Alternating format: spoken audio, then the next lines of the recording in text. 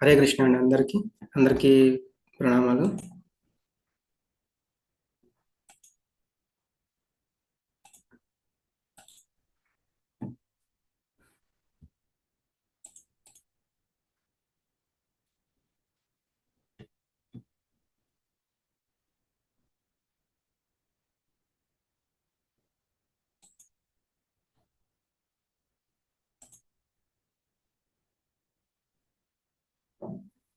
ISKCON Shri Shri Radha గోవిందాలయం Bengaluru Karnataka వారి తరపున 18 రోజుల్లో భగవద్గీత అవగాహన క్లాసులకి అందరికీ స్వాగతం. అంతా స్క్రీన్ వస్తుందా?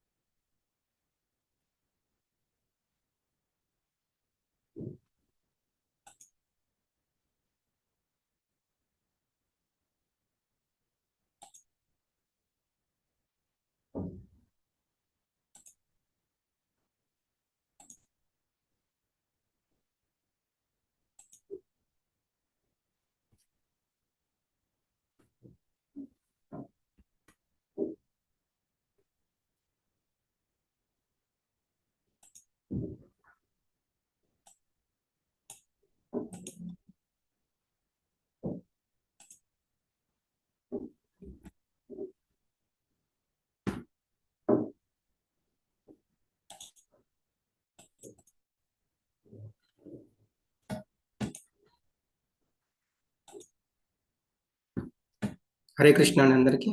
ఓం అజ్ఞానతిమిరాంధస్య జ్ఞానాంజనశలాకయ చక్షురున్మిళితం యేన తస్మై శ్రీ గురవే నమః. శ్రీచైతన్యమనోభీష్టం స్థాపితం యేన భూతలే స్వయం రూప కదా మహ్యం దదాతి స్వపదాంతికం.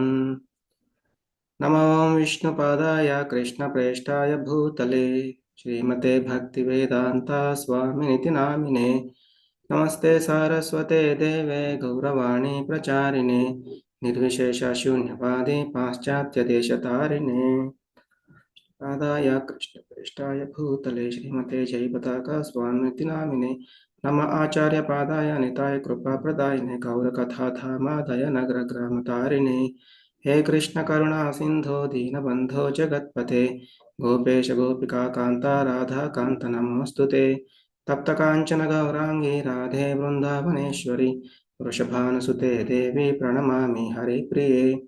वाञ्छाकल्पतरुभ्यश्च कृपा सिन्धुभ्य एव च पतितानां पावनेभ्यो वैष्णवेभ्यो नमो नमः. नमो महावदन्याय कृष्ण प्रेम प्रदायते कृष्णाय कृष्ण चैतन्य नाम्ने गौरत्विषे नमः.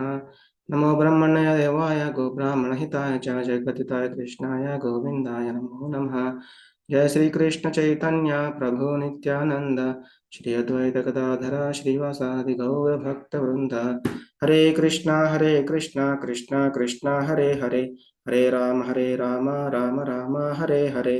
हरे कृष्णा कृष्णा कृष्णा हरे हरे हरे राम राम राम हरे हरे. అందరికీ 18 రోజుల్లో భగవద్గీత అవగాహన క్లాసులకి అందరికీ స్వాగతం. ఈరోజు మనం 5వ అధ్యాయం చూడబోతున్నాము.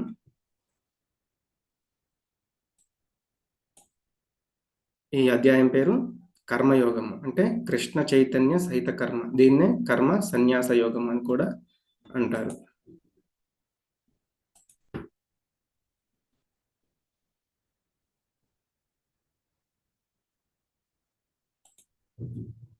మనం ఏంటంటే ఇంతవరకు 3వ అధ్యాయంలో కూడా ఈ కర్మయోగం గురించి కొంత తెలుసుకున్నాం. అక్కడ కూడా అర్జునుడు అడిగారనమాట. 2వ అధ్యాయం విన్న తర్వాత నేను కర్మ చేయాలా?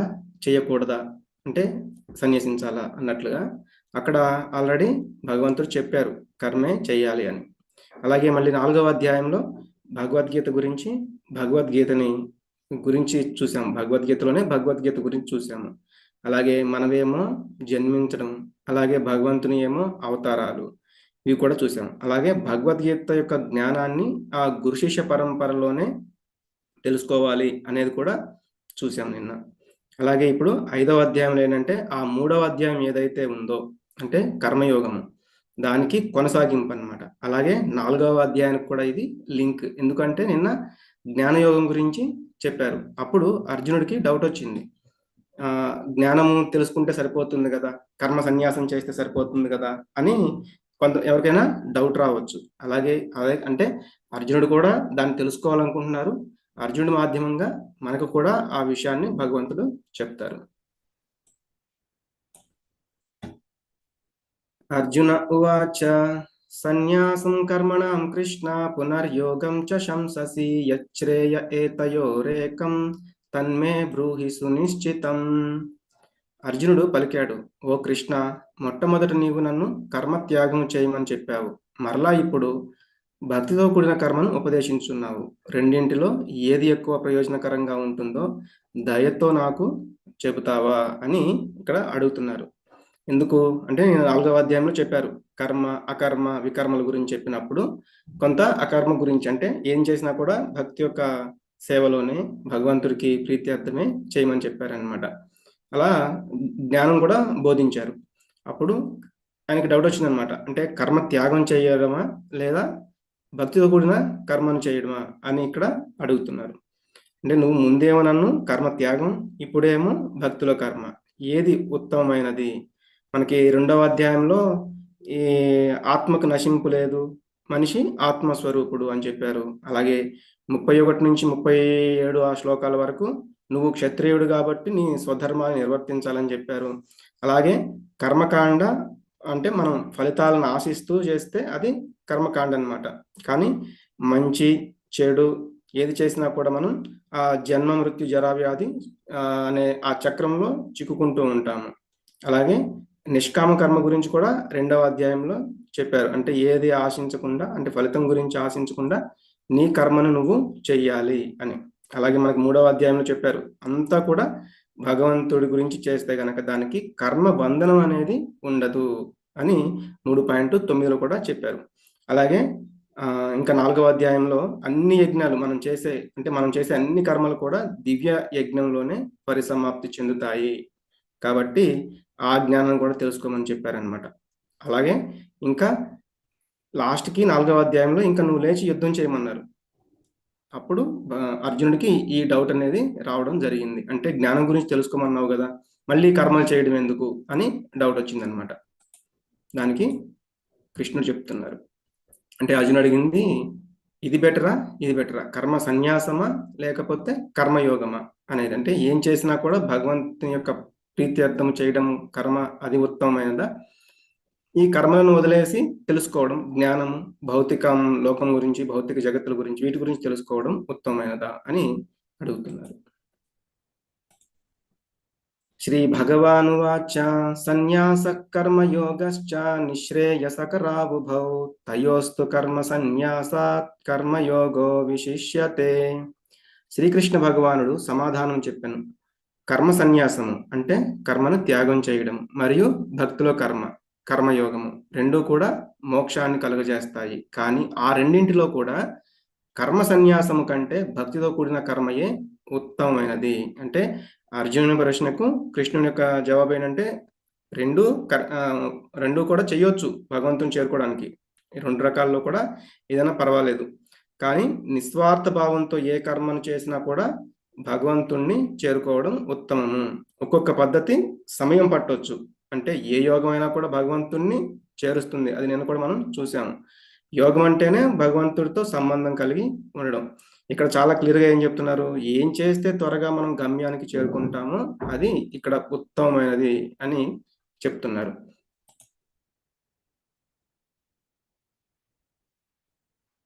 But do it for me, అంటే ఏం చేసినా కూడా నా కోసం. And I will take care of the fruit for you.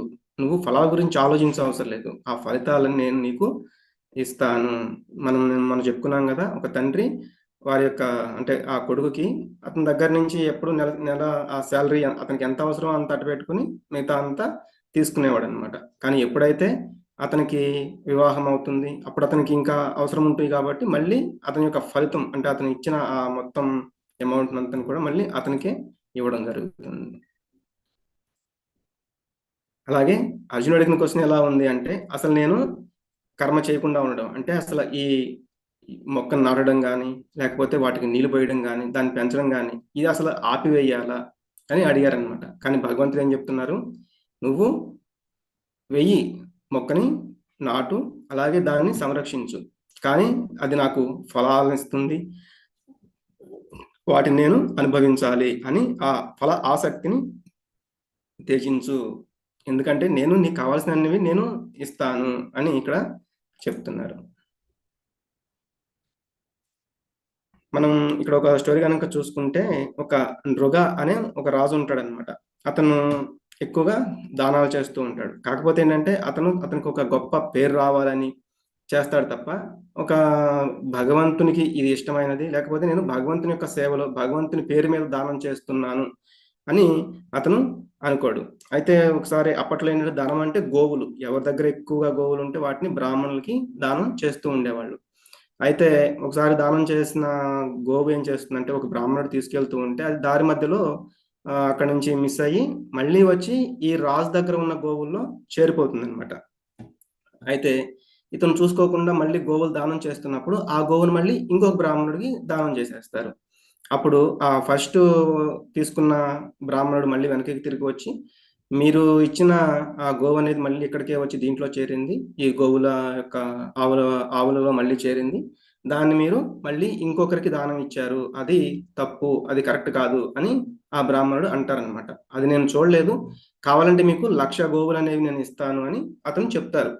అప్పుడు ఆయన అంటారు, మీ 1,00,000 ఏనుగులు నాకేమీ అవసరం లేదు, మీరు చేసింది తప్పు అని అతను ఏమీ తీసుకోకుండానే అక్కడి నుంచి వెళ్ళిపోతాడనమాట. ఎప్పుడైతే ఈ నృగ అనే రాజు ఆ దేహాన్ని త్యజించి యమధర్మరాజు దగ్గరికి వెళ్తారో అప్పుడు ఆయన అంటారనమాట, నువ్వు చేసిన ఆ పాపాలకు ముందుగా శిక్ష అనుభవిస్తావా, లేకపోతే నువ్వు చేసిన ఆ దానాలు ఏవైతే ఉన్నాయో అంటే మంచి పనులు ఏవైతే ఉన్నాయో వాటికి పుణ్యకార్యాలు, వాటి వల్ల నువ్వు ఆ స్వర్గాలను ముందు అనుభవిస్తావా అంటే, ముందు నేను శిక్షని అనుభవిస్తాను అని చెప్తారు. అప్పుడు ఆయన ఒక బల్లి జన్మని అతనికి ఇస్తారు, ఒక బావిలో ఉండేటట్లుగా.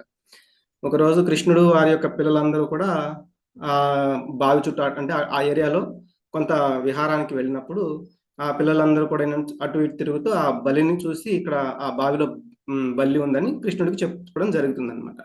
అప్పుడు ఆయన యొక్క చేతితో తీసి ఆ బల్లిని ఇట్లా టచ్ చేయంగానే ఆ పూర్వజన్మ అంటే ఆ రాజుగా అతను వస్తారనమాట. అది మొత్తం కృష్ణుడికి తెలుసు ఆ వృత్తాంతం మొత్తం. కానీ అందరికీ తెలియాలని అడుగుతారు, ఎందుకు నువ్వు ఇక్కడ ఇలా ఉన్నావు అని. అప్పుడు ఆయన చెప్తారు, జరిగిన వృత్తాంతం అంతా చెప్తారనమాట. అంటే ఆయన చేశారు గాని వాటికి ఫలితం అంటే ఆయన చేశారు గాని ఆ ఫలాలన్నీ నేను చేస్తున్నాను అనే యొక్క గుర్తింపు రావాలని చేశారు గాని, భగవంతుని ప్రీతి అంటే ఇది భగవంతుడు నాకు ఇచ్చారు, నేను మళ్ళీ భగవంతుని యొక్క అంటే ఎవరికైతే అవసరమో నేను వాటిని వాళ్ళకి ఇస్తున్నాను, భగవద్ భక్తులుగాను బ్రాహ్మణులగాను ఇస్తున్నాను అని ఆయన అనుకోలేదన్నమాట. కాబట్టి దీంట్లో మనం 2 చూడొచ్చు. ఒకటి అపాత్ర దానం కూడా చేయకూడదు, అలాగే చేసేటప్పుడు కూడా చాలా జాగ్రత్తగా అనేది కూడా చూసుకుంటూ చేయాలి. అలాగే మనం భగవంతునికి ఇవి అంటే ఏది సమర్పించినా కూడా భగవంతునికే సమర్పించి మనం తీసుకుంటూ ఉండాలి. సపోజ్ మనం ఏదైనా భగవంతునికి భోగం అంటే అది మనం ఫస్ట్ వండినప్పుడు అది భోగం అన్నమాట. దాన్ని నైవేద్యంగా భగవంతుని ముందు పెట్టి అది మళ్ళీ మనం తర్వాత అంటే భగవంతుడు స్వీకరించిన తర్వాత మనం తీసుకుంటే అది ప్రసాదం అవుతుంది. కాబట్టి మనం ప్రసాదం తీసుకోవడానికి ఎప్పుడు రెడీగా ఉండాలి. అలా కాకుండా మన అవసరాల కోసం, మన ఇంద్రియ తృప్తి కోసం మనం తీసుకునేదంతా కూడా భోగమే అవుతుంది. అలాగే ఇక్కడ నాన్ డివోటీస్ ఏంటంటే ఇందాక చెప్పుకున్నట్లుగా ఇదంతా నేనే సంపాదించాను, ఇదంతా నాది అన్నట్లుగా ఉంటారు.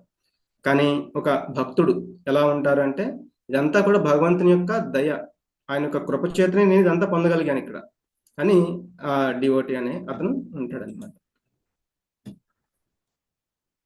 జ్ఞేయः స నిత్య సన్యాసి యో న ద్వేష్టి న కాంక్షతి నిర్ద్వంద్వో హి మహాబాహో సుఖం బంధాత్ ప్రముచ్యతే. తన కర్మఫలాలను ద్వేషించని వాడు, కోరని వాడు నిత్య సన్యాసి అనబడతాడు. అంటే తను చేసే ఆ కర్మలకి ఫలాలు వస్తే గనక వాటిని ద్వేషించని వాడు, అలాగే ఏవో ఒకటి వస్తాయని కోరుకోనివాడు, అతన్ని నిజమైన సన్యాసి అంటారు. మహాబాహులు కలిగిన ఓ అర్జున, సకల ద్వంద్వాల నుండి విడిపడిన అలాంటి వ్యక్తి సులభంగా భవబంధాల నుండి విముక్తి పొందుతాడు. అంటే ఎవరైతే ఒకరిని ద్వేషించడం కానీ ఏదైనా కోరడం కానీ చెయ్యరో అలాంటి వాడు భగవంతుణ్ణి సులభంగా అటువంటి వారికి భగవంతుడు సులభంగా జ్ఞానాన్ని ప్రసాదిస్తాడు. అటువంటి వారు భక్తి సేవలో త్వరగా నియుక్తులవుతారు. అందుకే ఇక్కడ నిత్య సన్యాసి అంటే నద్వేష్టి నకాంక్షతి, అంటే ఫలితాలను ద్వేషించరు, కోరుకోరు. అటువంటి వారు నిజమైన సన్యాసి అన్నమాట. ఏది వచ్చినా కూడా ఇందాక చెప్పినట్లుగా భగవంతుని యొక్క ప్రసాదంగా అతను అనుకుంటాడు.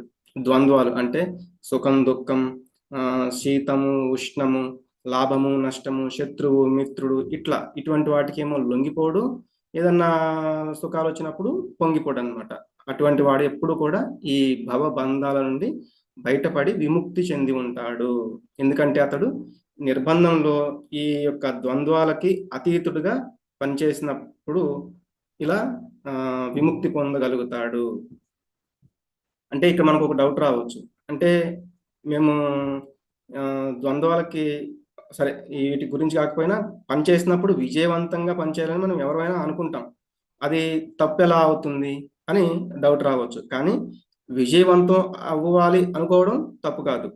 కానీ అది విజయవంతం అవడానికి కూడా మనం పనిచేయాలి. కానీ ఆ తర్వాత పని అయిపోయిన తర్వాత దానివల్ల లాభం వచ్చిందా నష్టం వచ్చిందా అని నిరుత్సాహపడకుండా ఎలాంటి ఫలితం వచ్చినా కూడా భగవంతుని యొక్క ప్రసాదం కానీ దాన్ని తీసుకోవాలి. అంటే ఆ ఫలితాల పట్ల వైరాగ్యంతో ఉండాలి. ప్రతి ఫలం మీద వైరాగ్యంతో ఉండాలి, కానీ కర్మల పట్ల వైరాగ్యంతో ఉండకూడదు. ఇక్కడ మనకి ఈ అంబరీష మహారాజు యొక్క అన్నమాట. ఇదేంటంటే స్టోరీ, ఆయన గొప్ప భక్తుడు, అలాగే రాజు, గొప్ప మహారాజు అనమాట ఆయన. ఇవన్నీ ఉన్నా కూడా, అంటే ఆయనకి అష్టైశ్వర్యాలు ఇన్ని ఉన్నా కూడా ఆయన వాటన్నిటినీ కూడా అంటే నాకు ఉందనే గర్వము అహంకారము ఆయనకి ఉండదు. గొప్ప రాజు అనే అహంకారం కూడా ఆయనకి ఉండదన్నమాట. ఆయన ఒకరోజు ఏకాదశి రోజు ఆ ఏకాదశి వ్రతం చేస్తారనమాట. అంటే కొంత మొత్తం నీరు కూడా తీసుకోకుండా ఉపవాసం అనేది చేస్తారు. ఆ ద్వాదశి వచ్చినప్పుడు ఆ ఉపవాసాన్ని విరమించాలి.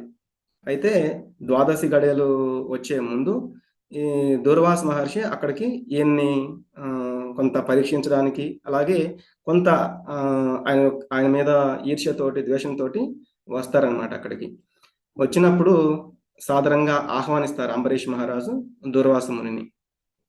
ఆహ్వానించి మీరు నేను కలిసి మనం ఇప్పుడు ప్రసాదం తీసుకుందాము అని చెప్తారు. సరే నేను ఇప్పుడే వస్తాను, నదికి వెళ్ళి స్నానం చేసి వస్తానని ఈయన అక్కడికి వెళ్తారు దూర్వాస ముని. అంబరీష్ మహారాజు ఆయన కోసం ఎదురు చూస్తూ ఉంటారనమాట. కానీ ఎప్పుడైతే ఆ ఏకాదశి గడియలు అయిపోయి ద్వాదశి గడియలు వచ్చేస్తాయి, ఆ ద్వాదశి గడియల్లో మళ్ళీ ఇంత సమయం అని ఉంటుందన్నమాట. ఆ సమయం దాటేలోపు ఈ ఉపవాస దీక్ష అనేది విరమించాలి. అంటే ఏదో కొంత ఆహారం తీసుకుని ఆ ధాన్యంతోటి లేకపోతే వాటితోటి నీటితోటి అయినా సరే ఆ దీక్ష అనేది విరమించాలన్నమాట. ఆ సమయం దగ్గర పడుతూ ఉంటుంది. దూర్వాసముని ఇంకా రాలేదు. సరే ఏం చేయాలని వాళ్ళ యొక్క మంత్రులను అడిగితే, ముందు మీరు కొంత అంటే ఆహారం ప్రసాదం ఆయనతో పాటు కలిసి తీసుకోవచ్చు, కొంత నీరు పుచ్చుకుంటే మీరు ఆ దీక్షని విరమించిన వారు అవుతారు కదా అంటే, సరేనా అప్పుడు కొంత నీరు తీసుకోవడం జరుగుతుంది. అప్పుడే వస్తారు. దూర్వాసముని చూసి ఆయన మీద కోపం వచ్చేసి, నన్ను అతిథిగా నువ్వు ఆహ్వానించావు, కానీ నేను వచ్చేసరికి నువ్వు ఆహారాన్ని స్వీకరిస్తున్నావు. ఇది నువ్వు నా పట్ల చేసిన అపరాధంగా నేను భావిస్తూ నిన్ను ఇప్పుడు ఇక్కడ సంహరించేస్తానని ఆయన యొక్క జుట్టులో నుంచి ఒక చిన్న వెంట్రుకను తీసి భూమి మీద వేసేసరికి అట్లా ఒక రాక్షసుడు వచ్చేస్తారు. రాక్షసుడు వచ్చి అంబరీష్ మహారాజు మీదకి వెళ్ళిపోతారనమాట. అప్పుడే సుదర్శన చక్రం అనేది, ఎందుకంటే భక్తుడికి అక్కడ ఆపద కలిగింది కాబట్టి వెంటనే సుదర్శన చక్రం అనేది వచ్చేసి ఆ రాక్షసుని సంహరించడము, వెంటనే దూర్వాసముని వెంట పడుతూ ఉంటుంది. దూర్వాసముని ఇంకా దానికి భయపడిపోయి ఏం చేయాలని పరిగెత్తుతూ కైలాసానికి వెళ్తారు. శివుడు దాన్ని నేను ఆపలేనని, సుదర్శన చక్రాన్ని నేను ఆపలేనంటారు. బ్రహ్మ దగ్గరికి వెళ్తారు, ఆయన కూడా దీన్ని నేను ఆపలేనంటారు. మళ్ళీ విష్ణువు దగ్గరికి వెళ్తారు, ఆయన కూడా నువ్వు ఎవరి పట్ల అయితే అపరాధం చేశావో, అంటే ఇది ఆ, మహాపరాధము, భక్తుడి పట్ల నువ్వు చేసినది కాబట్టి నువ్వు ఎవరి పట్ల అయితే ఆ అపరాధం చేశావో మళ్ళీ వెళ్ళి ఆ అతన్ని నేను వేడుకుంటే అప్పుడు ఈ సుదర్శన చక్రం నిన్ను వదిలిపెడుతుంది అంటే, మళ్ళీ అంటే నేను ఆ సుదర్శన చక్రాన్ని నేను కూడా ఆపలేను, నువ్వే వెళ్ళి ఆ భక్తుడిని కోరమని చెప్తారనమాట. అప్పుడు దూర్వాసుని మళ్ళీ వెనక్కి వచ్చి ఆ అంబరీష్ మహారాజు యొక్క పాదాల మీద పడితే, అంబరీష్ మహారాజు అప్పుడు మొదటగా అంటే ఎప్పుడైతే దూర్వాసుని ఫస్ట్ వచ్చారో అప్పుడు ఎంత సాదరంగా అయితే ఆహ్వానించారో మళ్ళీ ఇప్పుడు కూడా అంతే సాదరంగా ఆహ్వానిస్తారనమాట. అంటే లేవండి మీరు గొప్ప మహర్షులు మీరు అని ఆయనకి మళ్ళీ అతి సత్కారాన్ని చేస్తారనమాట. ఎందుకంటే ఆ యొక్క సుదర్శన చక్రం కూడా వెనక్కి వెళ్ళిపోతుంది, అప్పుడు ఆయనకి అతి సత్కారం అనేవి చేస్తారనమాట. కాబట్టి ఇట్లా అంటే ఆ యొక్క అహంకారం కానీ ద్వేషం కానీ అటువంటివి ఏమీ లేవు. అటువంటి వారికి ఏంటంటే కర్మ బంధనం అనేది ఉండదు. ఆ ఫలితాల పట్ల అంటే నేను ఇప్పుడు ఇది చేస్తున్నాను కాబట్టి ఈ ఫలితం ఎలా ఉంటుందో అనేది కూడా ఉండదు. అలాగే వారి పట్ల ఎవరైనా ఇలా ప్రవర్తించినా కూడా అవేమి పట్టించుకోకుండా మళ్ళీ వాళ్ళని క్షమించే గుణం అనేది కూడా ఉంటుంది. సాంఖ్యయోగో పృథగ్బాలాః ప్రవదంతి న పండితాః ఏకమప్యాస్థితః సమ్యక్ ఉభయోర్విందతే ఫలం. కేవలం అజ్ఞానులే భక్తి యోగమును అంటే కర్మయోగము, భౌతిక జగత్తు యొక్క విశ్లేషణాత్మక అధ్యయనకు అంటే సాంఖ్యయోగమునకు భిన్నమైనదిగా పలుకుదురు. కానీ ఈ రెండు మార్గములలో ఏ ఒక్కదానిని సమగ్రముగా అనుసరించినను రెండింటి ఫలములను పొందగలరని పండితులు చెప్పుదురు. ఇప్పుడు సాంఖ్యయోగం కూడా అంటే జ్ఞానయోగం కూడా చాలా కష్టంతో కూడుకున్నది, మొత్తం అధ్యయనం చేయాలి, మొత్తం కూడా తెలుసుకోవాలి, అలాగే శాస్త్రాలను చదవాలి, ఇవంతా కూడా. అలాగే కర్మయోగం, భక్తి యోగం అనమాట. ఈ రెండు కూడా దేంట్లో ఒకదాన్ని సాధించినా కూడా రెండింటి యొక్క ఫలితం అనేది వస్తుంది. యత్సాంఖ్యై ప్రాప్యతే స్థానం తద్యోగైరపి గమ్యతే ఏకం సాంఖ్యం చ యోగం చ యః పశ్యతి స పశ్యతి. విశ్లేషణాత్మకమైన అధ్యయనము ద్వారా పొందగలిగే స్థితిని భక్తితో కర్మలను ఆచరించడం ద్వారా కూడా పొందవచ్చు. అంటే విశ్లేషణాత్మకమైన అధ్యయనం అంటే తెలుసుకోవడం, మొత్తం కూడా విశ్లేషించాలి, దాన్ని అధ్యయనం చేయాలి.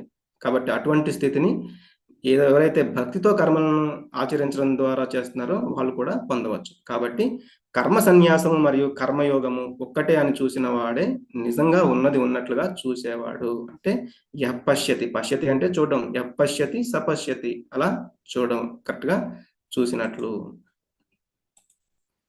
యోగయుక్తో విశుద్ధాత్మ విజితాత్మ జితేంద్రియ సర్వభూతాత్మ భూతాత్మ కుర్వన్నపి న లిప్యతే.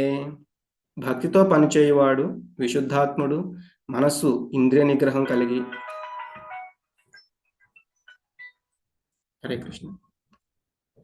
ఇంద్రియ నిగ్రహం, సమస్త జీవులలో ఉండే ఆత్మ తన ఆత్మ ఒక్కటే అని తెలుసుకున్నవాడు కర్మలు చేసిన ఎలాంటి దోషము అంటదు. అంటే భక్తి మార్గంలో ఉండి పనిచేసేవారు విశుద్ధాత్ముడు. ఇందాక మనం చూసినట్లుగా అంబరీషుడు కూడా విశుద్ధాత్ముడు అనమాట. అలాగే ఆయన మనస్సుని ఇంద్రియ నిగ్రహాన్ని కూడా కలిగి ఉన్నారు. గొప్ప రాజైనా కూడా గొప్ప భక్తుడు అనమాట. సమస్త జీవులలో ఉండే ఆత్మ తన ఆత్మ ఒకటే అని తెలుసుకున్నాడు కాబట్టి ఆయన ఇందాక ఆయనకు ఒక పెద్ద ఉపద్రవం వచ్చి పడినా కూడా ఆయన ఏమి చెల్లించలేదన్నమాట. కాబట్టి అలాంటి వాళ్ళకి కర్మలు చేసిన ఎలాంటి దోషము అంటదు. అందుకే ఇక్కడ మనకి ప్రహ్లాద మహారాజు భాగవతంలో 7th క్యాంటోలో చెప్తారనమాట. శ్రవణం కీర్తనం విష్ణు స్మరణం పాద సేవనం అర్చనం వందనం దాస్యం సఖ్యం ఆత్మ నివేదనం. అంటే మనం భగవంతుని చేరుకోవడానికి 9 విధ మార్గాలు అంటే 9 మార్గాలు ఇక్కడ చెప్పబడ్డాయి. ఒకటి శ్రవణం అంటే భగవంతుని గురించి వినడం. ఇక్కడ పరీక్షిత్ మహారాజుకి 7 రోజుల్లో మరణం అంటే ఆయనకి శాపం ఉందన్నమాట. ఒక ముని శాపం పెడతారు. ముని బాలకుడు అంటే ఆయన ఒక ముని యొక్క కొడుకు శాపం పెడతారు. అందువల్ల ఏంటంటే ఆయన ఒక వారం రోజుల్లో ఆ దేహాన్ని అనేది త్యజించాలి. కాబట్టి అది తెలిసిన పరీక్షిత్ మహారాజు ఈ వారం రోజులు నేను ఏం చేయాలి అని ఆయనకి అడిగితే, అంటే ఆ యొక్క మంత్రులు వాళ్ళని అడిగితే మీరు భాగవతం వినండి అంటే అప్పుడే శుకదేవ గోస్వామిని కలిసి 7 రోజులు 7 పగలు కూడా నిద్రాహారాలు ఇదంతా కూడా మానేసి ఆయన ఆ యొక్క భాగవతాన్ని వింటారనమాట. కాబట్టి భగవంతుడి గురించి వింటూనే ఆయన ఆ యొక్క ఆ దేహాన్ని కూడా త్యజించడం జరుగుతుంది. అలాగే కీర్తనం. కీర్తనం కూడా ఏంటంటే సుఖదేవ గోస్వామి ఆయన కీర్తిస్తూనే ఉన్నారు. ఆ 7 రోజులు కూడా పరీక్షిత్ మహారాజు చెప్తూ ఆ భాగవతం అంటే భగవంతుని యొక్క లీలలన్నిటిని కూడా చెప్తూ ఉన్నారనమాట. అలాగే స్మరణం. ప్రహ్లాద్ మహారాజు ఎప్పుడు కూడా అంటే ఆయనకి ప్రతిరోజు కూడా మరణదండనమే. హిరణ్యకశిపుడు ఎప్పుడు ఎవరిని పంపించి ఏదో ఒక విధంగా చంపమని చెప్తూనే ఉంటాడు. కాబట్టి ఆయనకి ప్రతిరోజు కూడా మరణదండమే. కానీ ఆయన ఎప్పుడు కూడా భగవంతుని యొక్క నామాన్ని వదిలిపెట్టడు. అలాగే పాదసేవనం. లక్ష్మీదేవి ఎల్లప్పుడు అంటే భగవంతుడు ఆమెకి ఆయన యొక్క హృదయంలో స్థానం ఇచ్చినా కూడా ఆవిడ ఎప్పుడు కూడా భగవంతుని యొక్క పాదాల దగ్గర ఉండి ఆయన యొక్క పాద సేవ చేస్తూ ఉంటుంది. అలాగే అర్చనం అంటే పృథు మహారాజు ఎప్పుడు కూడా అర్చిస్తూ ఉండేవాళ్ళు. అలాగే వందనం. ఆయన ధ్రువ మహారాజు 5 సంవత్సరాల చిన్న పిల్లవాడైనా కూడా ఆయన గొప్పగా ధ్యానం చేశారనమాట. భగవంతుడి గురించి వందనాలు చేస్తూనే ఉన్నారనమాట. తర్వాత దాస్యం.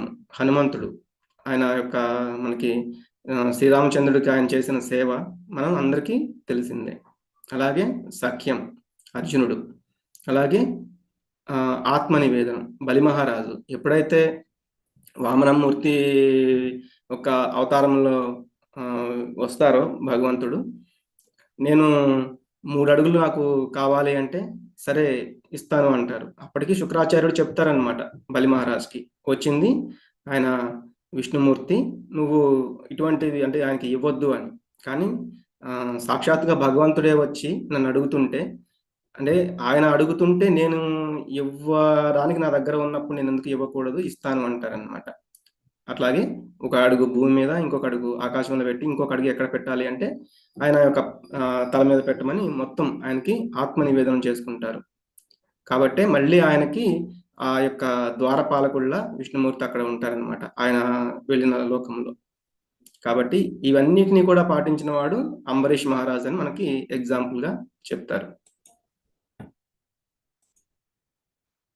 బ్రహ్మణ్యాధాయ కర్మాణి సంగం త్యక్త్వా కరోతి యః లిప్యతే న స పాపేన పద్మపత్రమివాంభస. ఫలితాలను భగవంతునికి అప్పగించి ఆసక్తులు లేకుండా తన కర్తవ్యాన్ని నిర్వర్తించేవాడు తామర ఆకు నీటితో తడవనట్లుగా పాపచర్యల ద్వారా ప్రభావితుడు కాడు.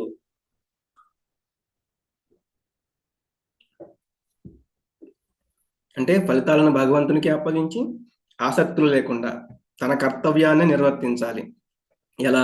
మనకి తామరాకు ఎగ్జాంపుల్ గా చూస్తే తామరాకు నీళ్ళలోనే ఉంటుంది, కానీ ఒక్క చుక్క నీరు కూడా ఆ తామర ఆకుకి అంటుకోదన్నమాట. అవి మనం జస్ట్ తామరాకుని ఇట్లా పట్టుకుంటే అవి మొత్తం జారిపోతాయి. అంటే మనం కూడా ఏంటంటే ఈ భౌతిక లోకంలోనే ఉంటున్నాము, కర్మలు చేయకుండా ఉండలేము. కానీ కర్మలు చేస్తూనే ఆ ఫలితాలను మనం అంటిపెట్టుకోకూడదు అనేది ఇక్కడ మనం అర్థం చేసుకోవాలి. భక్తితో పనిచేస్తే ఆ కర్మల యొక్క ఫలితాలని వదలడం ద్వారా ఏంటంటే భక్తులు ఎప్పుడూ కూడా గర్వం లేకుండా ఉంటారు. వాళ్ళకి అహంకారం అనేది ఉండదు. ఇది నేను సాధించాను, ఇది నాది నాది నాది నేను అనే ఆ అహంకారం అనేది ఉండదు. కాబట్టి దానివల్ల ఆ కర్మ బంధనం అనేది కూడా ఉండదన్నమాట. అలాగే ఇంద్రియాలు కూడా మనం ఈ కర్మలు చేస్తూ వాటి యొక్క ఆ ఫలితాలని అంటుకోకూడదు అంటే మన ఇంద్రియాలు కూడా మన అదుపులో పెట్టుకోవాలి. విశ్వామిత్రుడు అట్లాగే ఆయన బ్రహ్మర్షి అంటే కావడానికి చాలా తపస్సులను చేస్తూ ఉంటారు. కానీ ఆయనకి ఎన్నో అవరోధాలు వస్తూ ఉంటాయి. ఆయన మళ్ళీ దాన్ని ఆ తపస్సును వదిలేస్తూ ఉంటారు, మళ్ళీ ప్రయత్నిస్తూ ఉంటారనమాట. అంటే ఒకసారేమో మేనక రావడము, ఒకసారేమో త్రిశంకు అనే ఆ రాజు వస్తే ఆయనకి స్వర్గం ఇవ్వాలని చూస్తారు. ఇట్లా ఏదో ఒక అవరోధం వచ్చి అంటే ఒకసారి క్రోధంతో, ఒకసారి ఆ ఇంద్రియ నిగ్రహం లేకపోవడం వల్ల ఇట్లా ఆయన చేయడం జరుగుతుందన్నమాట. అలాగే మనం నిన్న చూసాము హరిదాస ఠాకూర్, ఆయన ఒక మహమ్మదీయుడు అయినప్పటికీ కూడా ఆ యొక్క వేశ్య వచ్చినప్పుడు ఆయన చెలించలేదన్నమాట. చెలించకుండా ఆవిడను కూడా ఆ యొక్క భక్తి మార్గంలోకి తీసుకొచ్చారు. అంటే భక్తులు అనే వాళ్ళు ఏంటంటే ఎప్పుడు ఇలా అంటే వాళ్ళు చేసే కర్మల పట్ల ఆ ఫల ఆసక్తి లేకుండా ఎప్పుడు భగవంతుని యొక్క కార్యాల్లో నిమగ్నమై ఉంటారు. సర్వకర్మాణి మనసా సన్యస్యాస్తే సుఖం వశి నవద్వారే పురే దేహి నైవ కుర్వన్న కారయన్. దేహదారి తన స్వభావాన్ని నియంత్రించి అన్ని కర్మలను మానసికంగా త్యజించినప్పుడు కర్మ చేయకుండా, కర్మ చేయటానికి కారణం కాకుండా ఉండి 9 ద్వారాలు ఉన్న నగరంలో, అంటే ఈ భౌతిక శరీరంలో సంతోషంగా నివసిస్తాడు. అంటే మనసుతో ఆలోచించు అనగా మనసుతోనే సన్యసించు. అంటే కర్మలని త్యజించవద్దు. అంటే నీ బాధ్యతలు నిర్వర్తించాలి. కానీ అది చేస్తే ఎంత వస్తుంది, ఇది చేస్తే ఎంత వస్తుంది అనే ఆ ఆలోచన అనేది వద్దు. అటువంటి వారికి ఈ కర్మ బంధనం అనేది ఉండదు. ఈ భౌతిక శరీరాన్ని నవపురే అంటున్నారు. నవద్వారే పురే, 9 ద్వారాలు ఉంటాయి అన్నమాట. అంటే 2 కళ్ళు, 2 చెవులు, 2 నాసికా రంధ్రాలు అంటే ముక్కు యొక్క రంధ్రాలు, అలాగే నోరు, 2 జననేంద్రియాలు, అటువంటి అన్ని కూడా ఈ 9 రంధ్రాలు ఉన్న ఈ నగరంలో అటువంటి వాళ్ళు సంతోషంగా ఉంటారు. అంటే మానసికంగా కర్మలను త్యజించినప్పుడు కర్మ చేయకుండా, కర్మ చేయడానికి కారణం కాకుండా ఉండేవాళ్ళు అనమాట. జ్ఞానేన తు తదజ్ఞానం ఏషాం నాశితమాత్మనః ఏషామాదిత్యవద్ జ్ఞానం ప్రకాశయతి తత్పరం. అజ్ఞానం నశింపజేయు జ్ఞానముచే మనిషి ప్రకాశవంతుడైనప్పుడు పగటి సమయమున సూర్యుడు సర్వమును ప్రకాశింపజేయనట్లు అతని జ్ఞానము సర్వమును వ్యక్తపరచును. అంటే ఎప్పుడైతే మనిషి జ్ఞానంచే ప్రకాశింపబడతాడో అప్పుడు ఆ అజ్ఞానం నశించిపోతుంది అనమాట. ఎలా అంటే పగటిపూట సూర్యుడు చాలా బాగా ప్రకాశిస్తారనమాట. మొత్తం కూడా ఈ లోకమంతా కూడా ప్రకాశిస్తూ ఉంటారు. అలా మనం కూడా ఆ జ్ఞానం చే ప్రకాశితంగా ఉండాలి. తద్బుద్ధయస్తదాత్మానః తన్నిష్టాస్తత్పరాయణాః గచ్చంత్య పునరావృత్తిం జ్ఞాన నిర్ధూష్ట కల్మషాః. బుద్ధి, మనస్సు, విశ్వాసము, ఆశ్రయము అన్నీను భగవానుని యందే లగ్నమైనప్పుడు మానవుడు సంపూర్ణ జ్ఞానముచే కల్మషరహితుడై నేరుగా ముక్తి మార్గమున పయనించును. మనం బుద్ధి, మనస్సు, అలాగే విశ్వాసము ఇవన్నీ కూడా భగవాను యందే లగ్నం చేయాలి. సమదృష్టి అన్నమాట. విద్యా వినయ సంపన్నే బ్రాహ్మణే గవిహస్తిని శునిచైవ శ్వపాకే చ పండితా సమదర్శినః. వినమ్రులైన యోగులు నిజమైన జ్ఞానబలంతో విద్యా వినయాలు కలిగిన బ్రాహ్మణుడిని, గోవును, ఏనుగును, కుక్కను, చండాలుని సమదృష్టితో చూస్తారు. అంటే సమదృష్టిని కలిగిన వాళ్ళు ఎలా ఉంటారు? ద్వంద్వాలకు లోను కారు, అందరినీ సమానంగా చూస్తారు. ఎటువంటి సుఖాలు వచ్చినా, ఎటువంటి కష్టాలు వచ్చినా.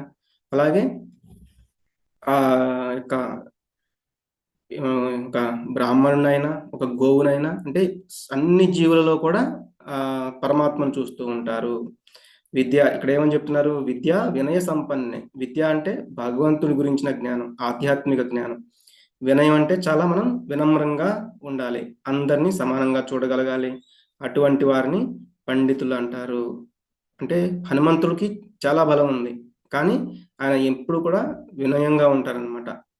శ్రీరామచంద్రుడు అంటే ఏదైతే ఆ యొక్క అంటే ప్రభు ఆజ్ఞాపిస్తారో అది చేస్తూ ఉంటారు. ఇదంతా నేనే చేశాను అనే అహంకారం కూడా ఉండదు.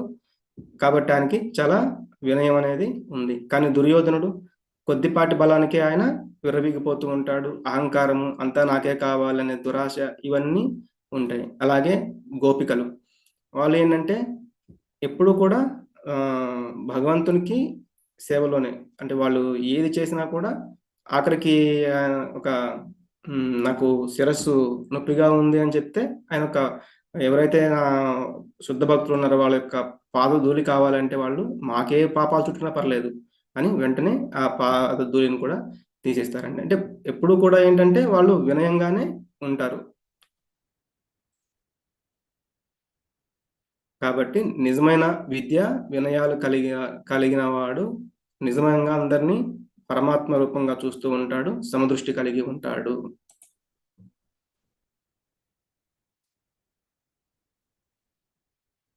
He see the పరమాత్మ present in each and everybody. ప్రతి ఒక్క శరీరంలో కూడా అందరిలోనూ పరమాత్మ స్వరూపం ఉంది అని చూస్తూ ఉంటాడు నిజమైన పండితుడు. ఇహైవ తైచిత సర్గో ఏషాం సామ్యే స్థితం మనః నిర్దోషం హి సమం బ్రహ్మ తస్మాత్ బ్రహ్మణి తే స్థితాః. సమదృష్టి యందు సంపూర్ణ మనసుతో స్థితులైన వారు ఈ జన్మలోనే మరణ జనన మరణ చక్రమును జయిస్తారు. వారు భగవంతుని యొక్క దోషరహిత గుణములను కలిగి ఉంటారు కాబట్టి పరమ సత్యమునందే స్థితులై ఉంటారు. అంటే వాళ్ళు సమదృష్టి ఇందాక చెప్పుకున్నట్లుగా అందరినీ పరమాత్మ రూపంగానే చూస్తారు. సంపూర్ణ మనసుతో స్థితులైన వాళ్ళు ఈ జన్మలోనే ఈ జనన మరణ చక్రాన్ని జయిస్తారు. అంటే అందరి హృదయాల్లో కూడా పరమాత్మ నివసిస్తున్నాడు అని తెలుసుకున్న వాళ్ళు.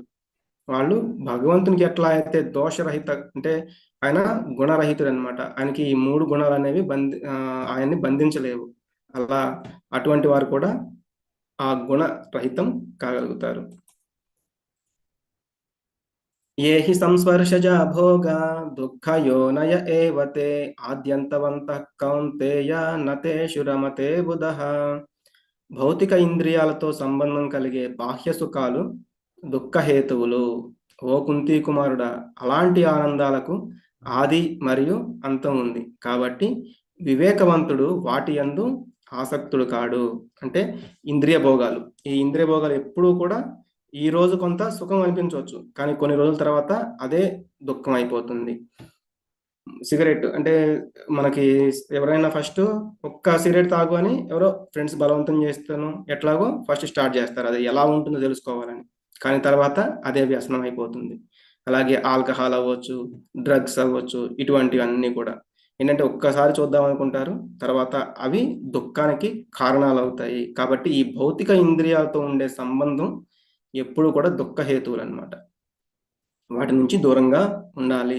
బుద్ధిమంతుడు అంటే వివేకవంతుడు ఈ భౌతిక ఇంద్రియాల ద్వారా కలిగే ఈ దుఃఖాల్లో ఎప్పుడు కూడా ఆ టేస్ట్ అంటే దాని పట్ల ఎప్పుడు కూడా ఆసక్తి అనేది కలిగి ఉండడు.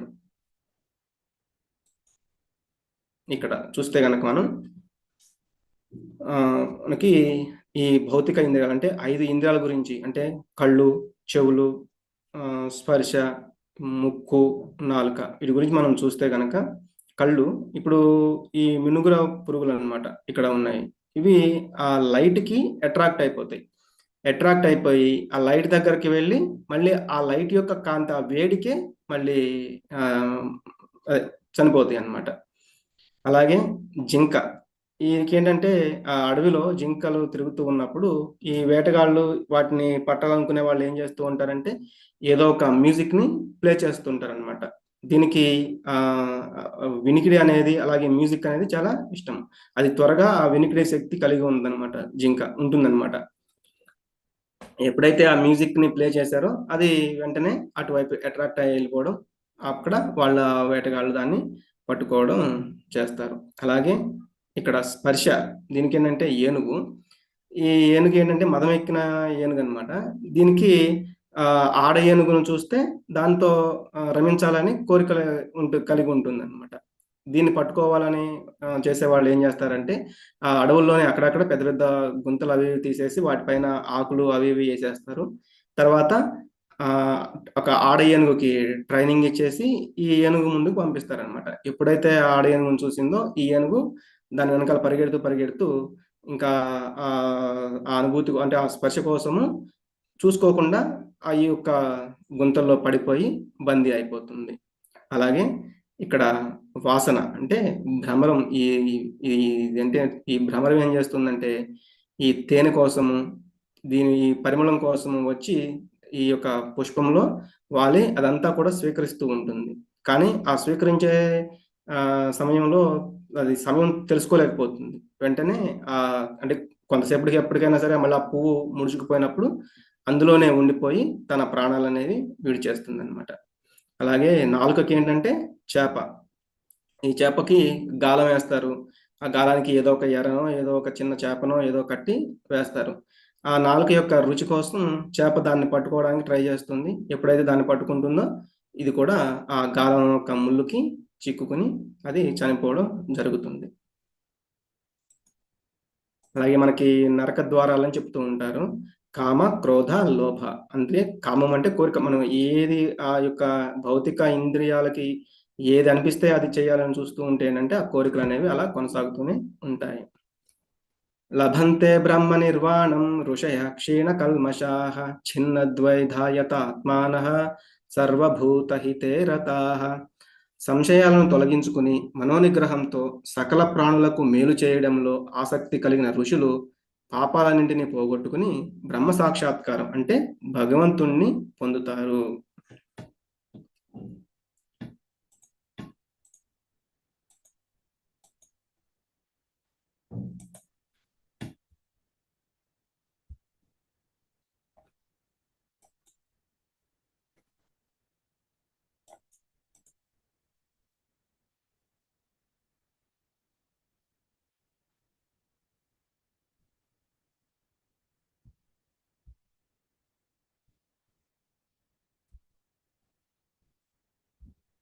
హరే కృష్ణ హరే కృష్ణ కృష్ణ కృష్ణ హరే. కామక్రోధవియుక్తానాం యతీనాం యతచేతసాం అభితో బ్రహ్మ నిర్వాణం వర్తతే విదితాత్మనాం. కామక్రోధముల నుండి విడివడిన వారును, ఆత్మదర్శులను, ఆత్మ సంయమము కలిగిన వారును, సంపూర్ణత్వము కొరకు నిరంతరము యత్నించు వారును అగు మహాత్ములు నిశ్చయంగా అచిరకాలంలోనే బ్రహ్మ నిర్వాణమును పొందుతారు. అంటే కామము అలాగే క్రోధాల నుండి విడివడిన వాళ్ళు, అలాగే ఆత్మదర్శులు ఇందాక చెప్పుకున్నట్లుగా అందరిలోనూ ఆత్మను దర్శిస్తారు, పరమాత్మను కూడా దర్శిస్తూ ఉంటారు. వాళ్ళు ఆ సంపూర్ణత్వం కొరకు నిరంతరము ప్రయత్నిస్తూ ఉంటారు. అటువంటి మహాత్ములు బ్రహ్మ నిర్వాణ అంటే భగవంతుణ్ణి చేరుకోగలుగుతారు. స్పర్శాన్ కృత్వా బహిర్బాహ్యాన్ చక్షుశ్చైవాంతరే భ్రువోః ప్రాణాపానౌ సమో కృత్వా నాసాభ్యంతరచారిణౌ యతేంద్రియం మనోబుద్ధిః మునిర్మోక్షపరాయణః విగతేచ్ఛా భయక్రోధః యస్ సదా ముక్త ఏవ సః. బాహ్యేంద్రియార్థములన్నింటినీ త్యజించి దృష్టిని కనుబొమ్మల నడుమ కేంద్రీకరించి ప్రాణాపాన వాయువులను నాసికారంధ్రముల యందే సమములుగా నిలిపి తద్వారా మనస్సును బుద్ధిని ఇంద్రియములను నియంత్రించుచు మోక్షమును వాంఛించు ముని కోరిక భయము క్రోధము నుండి విముక్తుడగును. సదా అట్టి స్థితిలో నిలిచియుండువాడు నిశ్చయంగా ముక్తిని పొందగలడు. అంటే బాహ్యేంద్రియార్థములని అంటే ఇందాక చెప్పుకున్నట్లుగా ఆ ఇంద్రియ అర్థాలు ఏవైతే ఉన్నాయో వాటిని త్యజించాలి. దృష్టిని కనుబొమ్మల మధ్య నిలపడము, ప్రాణ అపాన అంటే పైనుంచి వచ్చే వాయువుని అలాగే కింద నుంచి వచ్చే వాయువులని ఆ నాసికారంధ్రముల యందే సమానంగా నిలిపి అలాగే మనసుని బుద్ధిని ఇంద్రియాలను నియంత్రించి ఆ మోక్ష వాంఛని కలిగి అంటే ఆ మోక్ష వాంఛను కోరి ఉండే ముని కోరిక భయము క్రోధము వీటి నుంచి విముక్తులవుతారు.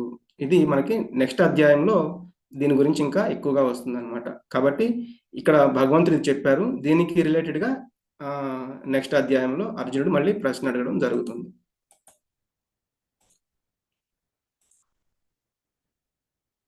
భోక్తారం యజ్ఞ తపసాం సర్వలోక మహేశ్వరం సుహృదం సర్వభూతానాం జ్ఞాత్వా మాం శాంతి మృచ్చతి. నన్ను సమస్త యజ్ఞాలకు తపస్సులకు భోక్త అని. భోక్తారం అంటే భోక్త, యజ్ఞ తపసాం యజ్ఞాలకి తపస్సులకు భోక్త, అలాగే సర్వలోక మహేశ్వరం సమస్త లోకాలకి దేవతలకు కూడా అధిపతి అని. సుహృదం సర్వభూతానం, సర్వభూతానం అంటే అన్ని భూతాలు అంటే అన్ని జీవులకి సుహృదుడు అంటే సర్వ ప్రాణులకు కూడా శ్రేయోభిలాషి. జ్ఞాత్వ అంటే తెలుసుకోవడం, మాం నన్ను శాంతి మృచ్చతి ఎవరైతే అలా తెలుసుకుంటున్నారో అటువంటి నా భక్తుడు శాంతిని పొందుతాడు. అంటే అందుకే దీన్ని శాంతి శ్లోకం అనుకో. అంటే ఎవరైతే నిజమైన శాంతిని పొందాలి అనుకుంటారో ఇట్లా ఏది ఉన్నా కూడా భగవంతుడే అని తెలుసుకుంటారనమాట. ఇక్కడ కూడా చూడండి, అంటే ఈ గోపాలందరూ కూడా ఎప్పుడు ఆ యొక్క భగవంతుడికి అంటే నిజమైన భోక్త అతనే అని ఎప్పుడు కూడా అందరూ తెచ్చింది కూడా ఆయనకి సమర్పిస్తూ ఉంటారన్నమాట.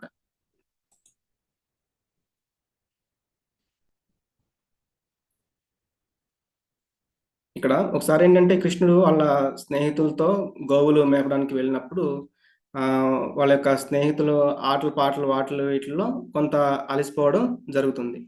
అప్పుడు వాళ్ళకి అనిపిస్తుంది అనమాట, మనకి ఆకలేస్తుందంటే కృష్ణుడికి కూడా ఆకలేస్తుంది. కాబట్టి వాళ్ళు కృష్ణుడి దగ్గరికి వెళ్ళి చెప్తారు, కృష్ణ మాకు ఆకలేస్తుంది అని. ఓకే, అయితే పక్కన చాలా యజ్ఞాలు జరుగుతూ ఉన్నాయి, అక్కడికి వెళ్ళి ఏమన్నా తీసుకురండి, ఆ యజ్ఞానికి అర్పించే ఉంటాయి కదా అవి తీసుకురండి అని చెప్తారనమాట. సరే అని గోపబాలురు అందరూ కూడా వెళ్తారు అక్కడికి వెళ్ళి ఆ బ్రాహ్మణుల్ని అడగడం జరుగుతుంది. అప్పుడు వాళ్ళు చెప్తారనమాట, ఇంకా యజ్ఞమే పూర్తి కావాలేదు, అప్పుడే మీకు ఇవ్వడం కుదరదు, వెళ్ళండి అని చెప్తారు. అదే విషయం వచ్చి కృష్ణుడు చెప్తారు. అప్పుడు కృష్ణుడు అంటారనమాట, సరే అయితే వెళ్ళి ఆ బ్రాహ్మణులు ఉన్నారు కదా, వాళ్ళ యొక్క భార్యలను అంటే వాళ్ళ యొక్క పత్నుల్ని అడిగితే గనక వాళ్ళు ఇస్తారు, తీసుకురండి అని. అప్పుడు వీళ్ళు చెప్తారు, ఒకవేళ మళ్ళీ వాళ్ళు మళ్ళీ రెండోసారి వెళ్ళామని మమ్మల్ని కొడతారేమో కృష్ణ అంటే, లేదు వెళ్ళండి, నేను ఇమ్మన్నానని చెప్పండి, వాళ్ళ యొక్క భార్యలను అడగండి అంటే, వీళ్ళు మళ్ళీ వెళ్ళి ఆ బ్రాహ్మణు యొక్క పత్నులను అడిగితే వాళ్ళు ఇప్పుడే ఇస్తాము అని అన్ని కూడా ఇవ్వడం జరుగుతుంది. ఎందుకంటే వాళ్ళు తెలుసుకున్నారు నిజమైన భోక్త కృష్ణుడే అని. సర్వలోక మహేశ్వరం అంటే నిజమైన నియంత్రికుడు ఆయనే. ఈయన కారణోదక శాయి విష్ణువు అన్నమాట. ఈయన యొక్క రోమకోపాల నుంచి అంటే ఆ స్వేదరంధ్రాలు అంటూ ఉంటాం కదా, వాటి నుంచి అనేకమైన ఈ బ్రహ్మాండాలు అనేవి వస్తూ ఉంటాయి. మళ్ళీ అందులో నుంచి అక్కడ ఒక గర్భోదక శాయి విష్ణువు అని ఆయన ఉంటారు. ఆయన యొక్క నాభి నుంచి బ్రహ్మదేవుడు అన్ని యొక్క ఈ బ్రహ్మాండాల్లో కూడా ఒక్కొక్క బ్రహ్మ వస్తారనమాట. కాబట్టి ఆయనే ఈ సర్వలోక మహేశ్వరం. ఈ సర్వలోకాలన్నిటికీ ప్రభువు ఆయనే, నియంత్రించేవాడు కూడా ఆయనే. అట్లాగే సుహృదం సర్వభూతానం, అందరికీ కూడా మళ్ళీ నిజమైన స్నేహితుడు కూడా భగవంతుడే. అందుకే ఇక్కడ చెప్తున్నారు పీస్ ఫార్ములా ఏంటంటే, Krishna is the supreme enjoyer, Krishna is the supreme controller, Krishna is our only well wishing friend. నిజంగా మనకు స్నేహితుడు ఎవరు అంటే కృష్ణుడే. వాంఛాకల్పతరుభ్యశ్చ కృపా సింధుభ్య ఏవ చ పతితానాం పావనేభ్యో వైష్ణవేభ్యో నమో నమః. హరే కృష్ణ కృష్ణ కృష్ణ హరే హరే, హరే రామ రామ రామ హరే హరే, హరే కృష్ణ కృష్ణ కృష్ణ హరే హరే, హరే రామ రామ రామ హరే హరే. అందరికీ ధన్యవాదాలు. ఎవరికైనా ఏదైనా డౌట్స్ ఉంటే మీరు హ్యాండ్ రైజ్ చేయండి.